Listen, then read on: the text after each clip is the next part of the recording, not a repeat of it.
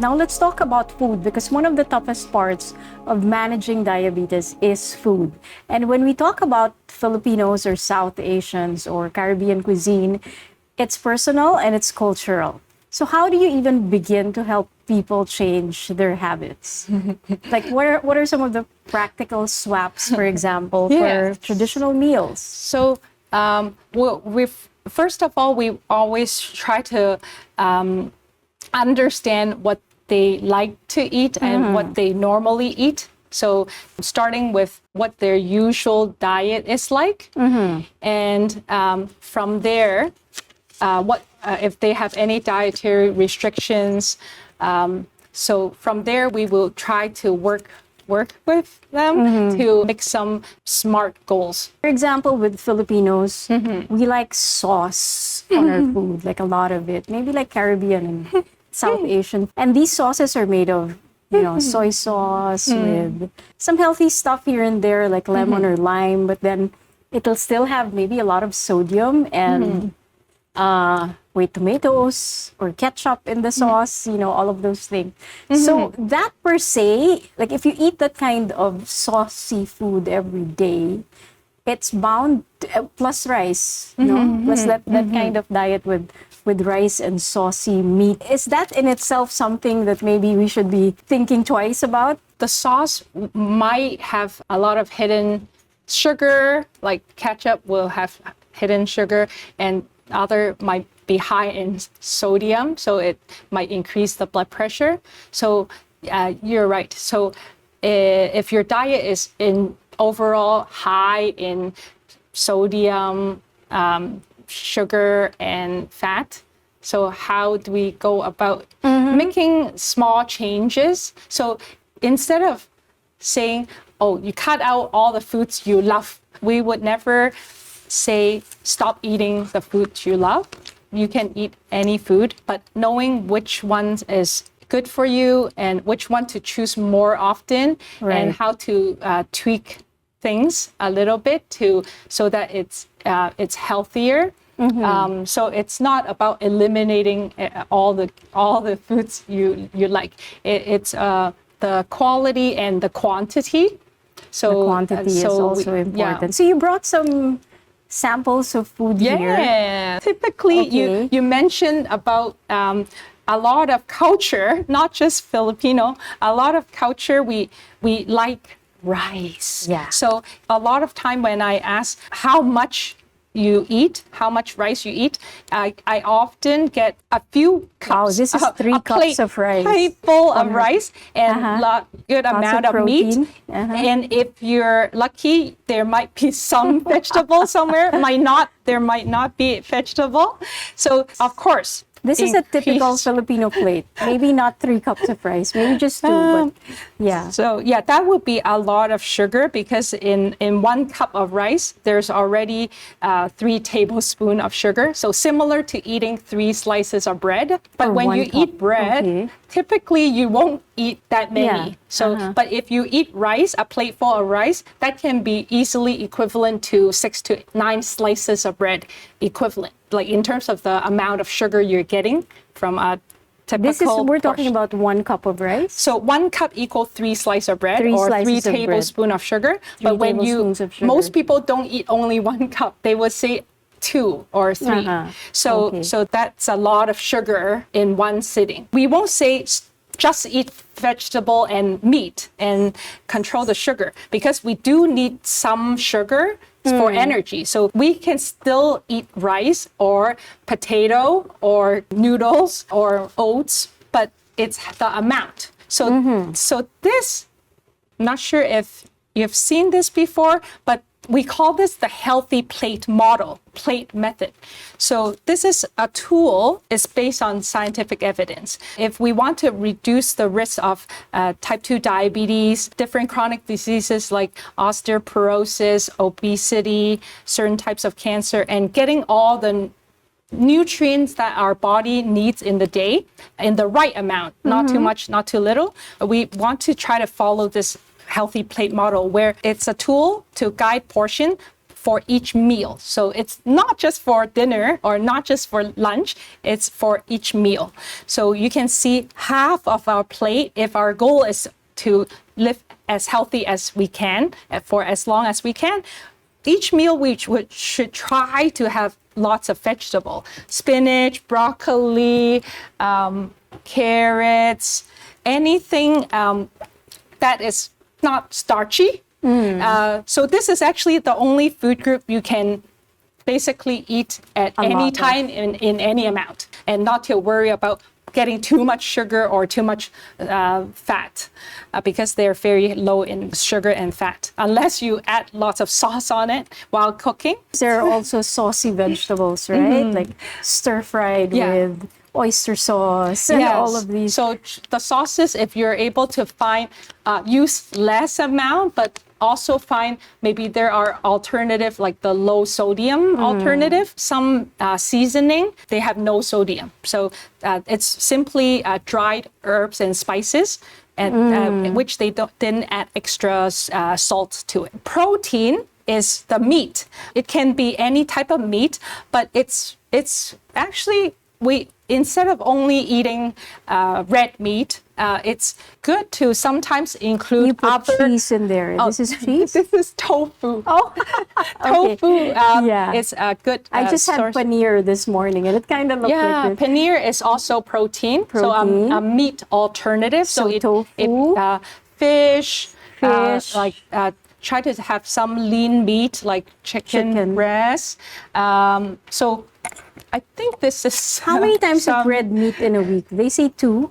Again, we will not say stop eating red meat, but minimize mix it up with other proteins. Yeah, right? most times try to choose the lean meat, or actually the egg, natural peanut butter. So peanut butter that doesn't have any added sugar.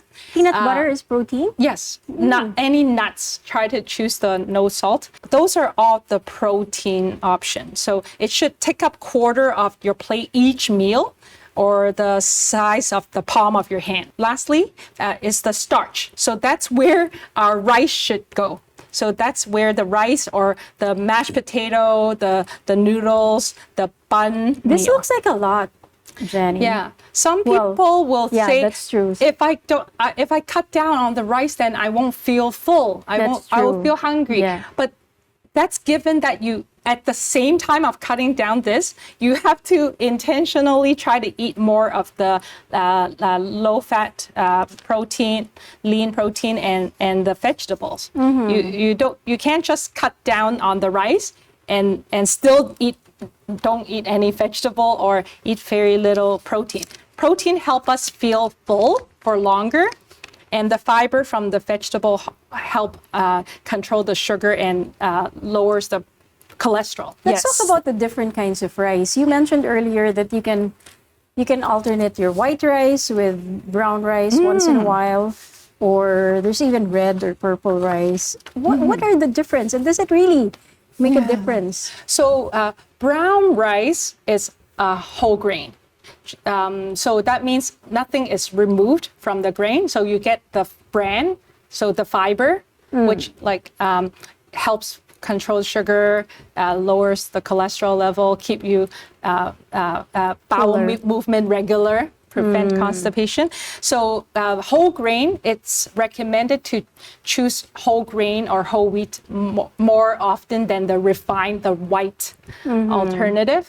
So whether it's rice or bread or roti or tortilla or crackers or pasta, it's better to choose the whole grain or whole wheat, which has a bit more vitamins and minerals and fiber. It doesn't mean that it has less sugar.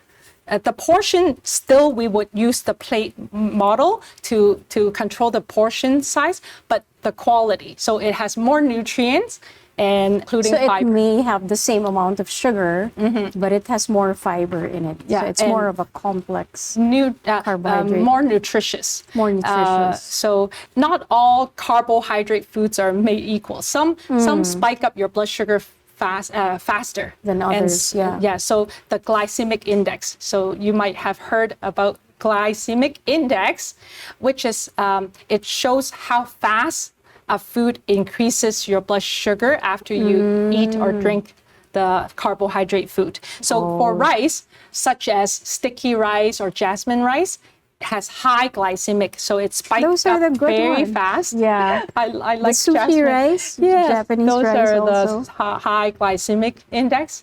Parboiled rice have low glycemic.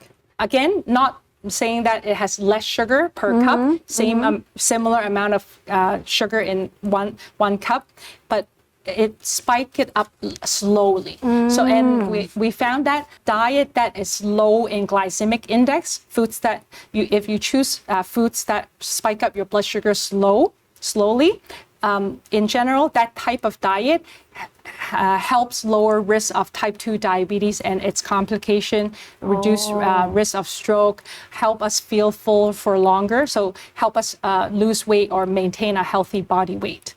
So that's what we can remind ourselves. The lower the glycemic index, the better for us. So that's what it means. Glycemic index just means that how fast it spikes up your sugar. So the faster it is, the worse it is. Yes. So you want it to be slow. So you don't want your blood sugar to be spiking. No. So what can you say about these methods, if I can ask you? First of all, the intermittent fasting. Is that really good for us? A study have shown there are benefits when people do intermittent fasting. We cannot tell the long-term effect because the studies are usually, you cannot run a study for too many weeks or years. So it's hard to tell long-term effect, but when the people are following the intermittent fasting, they do see a better blood sugar control, improve cholesterol profile, and most people lose weight. And by losing the weight, it also in turn will help with the insulin sensitivity. So the body uses insulin better because there's less blockade, like less resistant. Not intermittent fasting is not for everyone. Right. It's also good to make that clear. So some people should not try to do intermittent fasting. That's why it's very important to see a healthcare professional. Because it's a one-on-one thing. Your health profile is never exactly the same with another person. Even if that person is your twin or you come from the same family, you eat the same food, your metabolism will still be different from another person's. Yeah, so if you're taking certain diabetes medication that can cause your blood sugar to go too low, or you're injecting insulin, you might have a higher risk of low blood sugar, then you need to be very careful around fasting for a very long time. It's not impossible, but you need to work with your dietitian or healthcare professional, and it's not recommended for people that are during pregnancy or have a history of eating disorder. So yeah, thank you for that. That's a very important reminder, and that goes for all the kinds of diets. What about the ketogenic diet? So if you know someone who tried this diet, most people, first of all, it's very hard to sustain. It's hard to stay on it for a long time. Ketogenic diet means that you take in very little carb, no carb to very little carb. You do see weight loss while you're on this no carb diet, but it's extremely hard to follow. Usually people, as soon as they stop following it, they gain all the weight back and more than what they lose. Yeah, sometimes people, when they cut out the carbs, so stop eating rice, bread, all the carbohydrate, like fruits, milk, yogurt, or desserts, they do lose weight on the ketogenic diet. But again, we have to consider whether if it's sustainable. And it's not recommended long term, because if you cut out the whole food group, like no fruits or grains. Yeah. That means you are most likely not meeting your daily nutrient requirements. So even though your blood sugar might improve, you might lose some weight while you're on this diet, you might develop other health issues because right. you might You're sacrificing other malnourish. things. Yeah. Okay, that's a good thing to note because like what you said, you might see a difference and you might think that it's really working for you, but then the long-term effects of that, you cutting down on other nutritional needs of your body, can also take its toll. What about the use of artificial sweeteners? So we know that artificial sweetener is not real sugar, so it doesn't really add calories or it doesn't spike up your blood sugar, but it sweetens the food. It's okay to have artificial sweetener like once in a while. If you want to have a can of pop, it's okay to have the diet or the zero pop instead of the regular one that has a lot of sugar. Ideally, it would be a good idea to whether it's artificial sweetener or real sugar, like the sugar or honey, any like natural sweetener, it's better to gradually try to wean yourself, like try to train your taste bud to get used to a little less sweet. So if, for example, if you're used to drinking coffee triple, like 3 sugar, 3 cream, it's better to slowly go to double, and then go to regular, like 1 cream, 1 sugar. It won't happen overnight. Your body will immediately might reject or dislike that new level of sweetness or fat. If you don't give up and continue taking that new level of sugar and fat, usually after 3 weeks of consistently having that same food, you will adapt to the taste. So if you know that it's healthier for you to have less sugar, less fat, don't just try it once and then decide, okay, whether you would eat this or drink this or not. If you know it's for a good reason, for improving your health, you want to stick to it, and it will get easier if you don't give up. Yeah. So it has to be consistent, and you're training your mind, your brain, your taste buds to get comfortable with this kind of sugar level, and later on enjoy it too, because some people do, right? Yes. Some people get this uncomfortable feeling when there's a lot of sugar in it. I remember one person told me that when she has too much sugar, she feels like a dryness in her mouth or in her throat, that she knows that she can't have any more sugar. So she did decrease her sugar intake a lot. Does it make a difference? Like, for example, honey, which is a natural sugar, or natural maple syrup, for example. Is it better? It's still sugar, but does it make it better if we go for the natural sources? In terms of blood sugar control, we don't really differentiate white sugar, brown sugar, honey, or syrup. The effect on your blood sugar level, how fast it spike it up, is same. So there might be some additional nutrient in honey, but in terms of purely just blood sugar control, we treat white sugar and honey the same way. When people have low blood sugar because they are taking medication and they have low sugar, they would be told to take 1 tablespoon of sugar or honey. So and it will spike up your blood sugar in a short period of time. So it's fast acting. So so that means the glycemic index of honey is also not low. So it's pretty much the same. Okay. We talked about rice earlier. You also mentioned a little bit about bread. But between rice and bread, is bread better?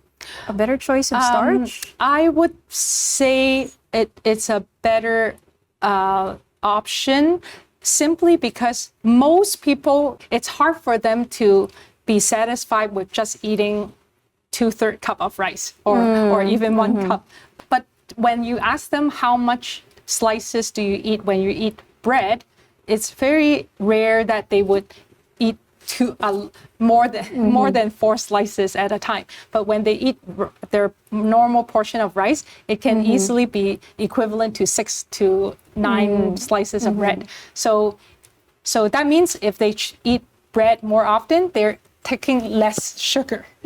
Some people do eat rice 3 meals a day. So That's that would true. be a lot of sugar. And speaking of frequency of eating, is it perfectly fine to have 2 meals a day? Or should we have 3 meals a day? Some people, when they follow the intermittent fasting, they do have 2 meals or even 1 meal a day. Right. So it's not absolute that you have to have 3 meals a day, but it is good to have regular meal timings. So if you have 2 meals a day or 2 meals and then maybe a balanced snack in between, that's good when it's regular, like it's a routine. It's not very good every day that you have erratic meal timings, or as the problem comes when some people, they only eat 2 times or 1 time a day. They tend to eat everything that they need in that 1 time or In 2 that times. one sitting. Yeah, so They eat the like a benefit monster. of having 3 meals is so that you don't need to have a So you can spread it out. Yeah, It doesn't mean have a feast for all Yeah. those 3 meals. We're missing that point. So that's the point of the 3 meals, apparently. Yes. Is to spread it out the entire day. If you skip lunch, Okay. you might feel very hungry at dinner time, so you might need to eat a lot of rice to feel full. Right. Before I forget, another very important aspect apart from food is how lifestyle and mental health affect diabetes. So how does stress, sleep, or even loneliness impact blood sugar? Stress is very important, stress management, because how our body reacts to stress, it will spike up our blood sugar. So it's not healthy to have chronic high stress, whether that stress is from work or relationship or illness or infection. So when you're sick, when you're not well, your body is also under stress. No matter what form of stress, it can, your body will create some hormones, and those stress hormones, cortisol, adrenaline, so those can spike up your blood sugar.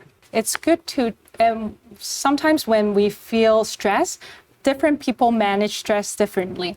It can be very extreme. Some people, they go for food. They eat when they're stressed out, comfort food. So most of the time, those are not foods that are very healthy. They're usually high in carbs and fat, ice cream, and chips. So some people might go the other extreme and stop eating when they're stressed. They stop eating. So both extremes are not good. So loneliness, some people, so they might be bored and they would eat food when they're not hungry, but simply because that comfort them when they eat food. That's one of the things at our program. We really try to help clients to look at where the stresses come from, whether it's from financial burden or not knowing what to do with the food and where to access different services. So trying to manage the stress using better coping mechanism, like coping methods, instead of drinking or eating. Right, and that's part of the service that you provide also. I mean, you can refer them to We have mental health workers, social workers. Yes. Okay, and that becomes a multi-pronged approach to certain illnesses. We do know that stress is leading cause of not just diabetes, but all the other kinds of diseases that we encounter nowadays. Also, Janny, can you help us make sense out of food labels? Okay, so food labels is a very good resource to help us make informed food choices. So when it comes to the nutrition facts table, it's very simple. So the first step, you can see, we want to pay attention to the serving size. So the serving size, it's all these amount of nutrients is based on this serving size. So it's a typical amount of food that a person would typically eat in one sitting, but it's not a recommendation. You don't have to follow this. We would know that all these amounts of fat, carbs, protein is based on if you take once every serving. And the second thing, we can use the percent daily value, the percent DV. So this tells us whether the food have little or a lot of certain nutrients. So in the label at the bottom, it actually already have this phrase to educate consumers. If you see 5% DV or less, it means the food have little of that nutrient. If it has 15 or more, it means the food have a lot of that nutrient in one serving. So which ones are we trying to reduce or try to have minimize, and which ones are the ones that we want more of? So I underlined some of the one in red, like the saturated and trans fat is increases risk of heart disease. So we want it, when it comes to the percent DV, we want to find one if you have two different brands of bread or canned soup, crackers. You want to choose ones that are have a lower percent DV. Sugars, simple sugars, sodium. Sodium increases blood pressure. So those ones you want to compare the different brands and see which one has lower DV, but make sure you're comparing the same serving size, because one might say per 2 slices and one nutrition facts table might say per 1 slice. So make sure you're comparing the same serving size. The ones that we want more of, so higher DV, is the fiber. Fiber helps us feel full and help us control our blood sugar. So we want to have more of that. And some of the minerals like potassium, calcium, iron. So those are the ones that we would want more of. It's a very handy tool when it comes to buying foods. Okay, thank you. And that's a very important thing to note, the serving size, because sometimes when you do a quick comparison between 2 items, for example, and you see the sodium is much higher here, and you didn't notice that the serving size was also bigger. Yes. Actually, it ends up that has lesser sodium if you compare the serving size. So that's definitely very important. Before we let you go, what would be your parting message to our audience? I would say start small. Just pick one thing to work on, like make a weekly goal for yourself, whether that is maybe taking a 5 to 10 minutes walk after a meal, or adding some vegetable to your lunch, trying whole grain instead of white rice. Something, pick one goal and know that you're not alone. There are a lot of support in the community. So please reach out and see your family doctor or healthcare provider to do the regular blood work, so you can be on top of your health, right? Because there are some things that are preventable. Let me just ask this one last question. What food will you not touch as a dietitian? Like me, for example, if I can help it, I'm not touching soda. How much sugar is in 1 can of soda? At least like 26 grams. How many teaspoons is that, maybe? 1 can. Maybe how many? Every 5 gram of carbohydrate, if you look at carbohydrate, is every 5 gram equal 1 teaspoon. So 15 grams of carbohydrate equal 1 tablespoon. So 1 can of pop, regular pop, has at least 20 grams of carbohydrate. So more than a tablespoon, or close to 2 tablespoons. Close to 2 tablespoons. So I tend to dislike meat that have visible fat. So if I see a piece of steak or pork chop that I can tell it's fat, so I would definitely cut it out. Like The Filipinos would say that's the best part you're cutting. yeah. So fat. Okay, Yeah. what about canned goods? Canned goods is usually canned goods because they do need to add something to preserve. So it's the sodium. So if you have high blood pressure, the more sodium, the Right. higher blood pressure. If you look at the percent DV, so for sodium, try to choose ones that are, if you're making soup from scratch, buy the broth that has no salt added, so you can control how much salt Right. you add, instead Right. of buying the regular one that has a A lot lot of of salt in it, because they need the salt to preserve that thing and not just for taste. So might as well you be the one to control your salt portions. Okay, thank you very much. And where can they contact you or the Yes. center if So they need to? we can, you can call our number at 416-847-4160. That's the diabetes education program. Or go to our website. You can self-refer through our website as well. That's awesome. Thank you so much, Janny, for breaking this down in such a human and hopeful way. You've shown us that diabetes care isn't just about numbers, it's about culture, connection, and community. If you or someone you love is living with diabetes, or you simply want to prevent it, the Scarborough Center for Healthy Communities is here for you. So you can visit their website, www.schcontario.ca, to find out more about their free diabetes programs, nutrition workshops, and community health supports. This is Thrive in Canada. I'm Cherie Mercado-Santos. Thank you for joining us. See you next time.